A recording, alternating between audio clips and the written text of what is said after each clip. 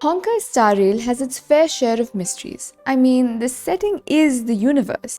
You have factions, Aeons, paths, mysterious faceless people that like to exchange your memories like Pokemon cards. But the one mystery that I really need to know about is Elio and the Stellaron Hunters, who I believed were the quote-unquote bad guys, but apparently they're actually the ones that are aware of every bad ending the story has to offer, but want to find that one good ending where the Astral Express wins. So does that make them the good guys? Now before I spoil you further, if you haven't done the main quest, I'd suggest doing it before you watch the video. If you have done it, then let's get into speculation time. Elio was probably mentioned most right at the beginning of the game because we were playing as Kafka. We find out a few things here.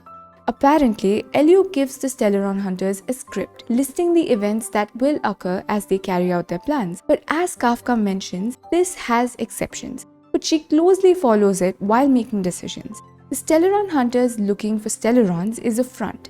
They have a larger goal, and as their leader and the person that plans and orchestrates these missions, Elio is aware of this. For example, the plan at the space station was to collect the Stellaron and place it in the kind of vessel that's been waiting for the occasion, which was the Trailblazer in this case. But while Elio can see the future, he can't make decisions for the people whose fate he has seen. Their choices will lead them to different futures. The next time we hear about him is when we help capture Kafka in Xianzhou, where she tells us Elio has already seen the future in which the Trailblazer would get to talk to Kafka alone after she's captured. Not only this, he also predicted 3 questions that they might ask Kafka, which would be her cue to tell them the objective of the Stellaron Hunters' mission in Xianzhou. Elio foresaw everything that was going to happen there, but only decided to send the Stellaron Hunters to get involved when the time was right for them. In this case, it was to get the Astral Express crew to come to Xianzhou, and for the Alliance to owe them, so all goes according to Elio's plans, and the crucial moment when the Astral Express requires the Alliance's help, they will owe it to them. Elio also did not and does not usually reveal everything to Kafka. He was able to predict that the Master Diviner would try to get the truth out of her, and thus only told her how much he wanted Fu Shen and the Trailblazer to know. And based on what Kafka says, it looks like this is how it usually is. Kafka also later mentions that the future holds endless possibilities, and possessing the right information at the wrong time would spoil their hard work, meaning that it would lead to more futures and possibilities that Elio might not be able to anticipate, since that world would diverge from the future he chose. Elio's ability to see the future also puts him in a spot where he can choose one of the futures he has seen. That is the reason why he wanted the Astral Express to go to Xianzhou, because in the future Elio chose, the power of the hunt was indispensable, and the Xianzhou Alliance would be the perfect allies. The future that Elio has seen, considering every scenario that could play out, the best and the worst cases, the Astral Express will have to face Nanook the destruction, and this will be a brutal struggle of aeonic proportions. And apparently in most futures, the Astral Express or Kafka or the Trailblazer cannot reach that level of power, and that is the end of destiny. But Elio has a plan, and if they follow it, there might be hope. Now that we've covered all the Elio information there is until now, it is time to break it down and theorize. It is pretty obvious after our conversation with Kafka in Xianzhou that the Trailblazer was placed in the Astral Express, so the Stellaron Hunters and Elio have a connection to the Astral Express crew.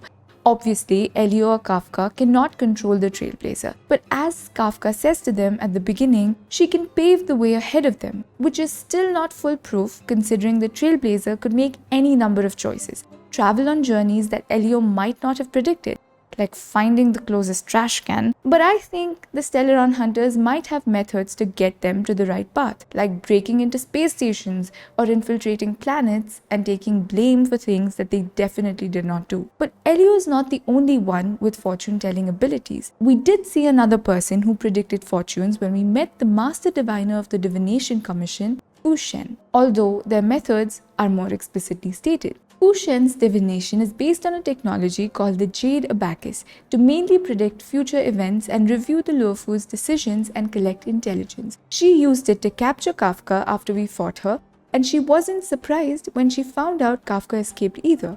The Matrix of Prescience was able to help her learn the truth Kafka wanted both Xianzhou and the Trailblazer to know, which Elio did foresee and made sure Kafka knew only the right information. But how much can the Matrix of Prescience learn from Kafka's mind? In this case, the Divination Commission was heavily focused on finding out about the crisis at hand and a solution to the Stellaron issue.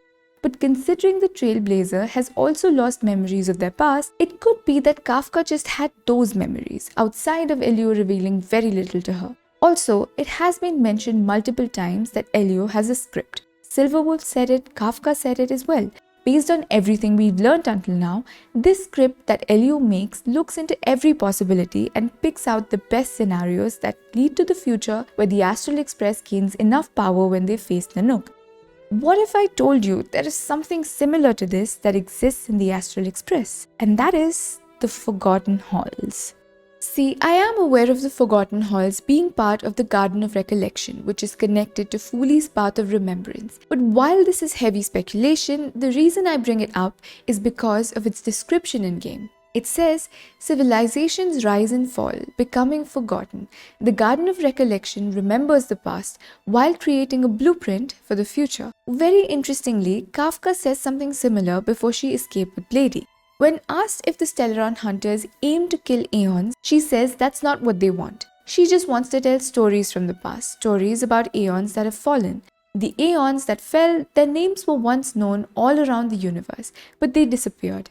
Another reason I think this connection might be plausible is light cones. Light cones are Garden of Recollection technology that contain memories of a specific person.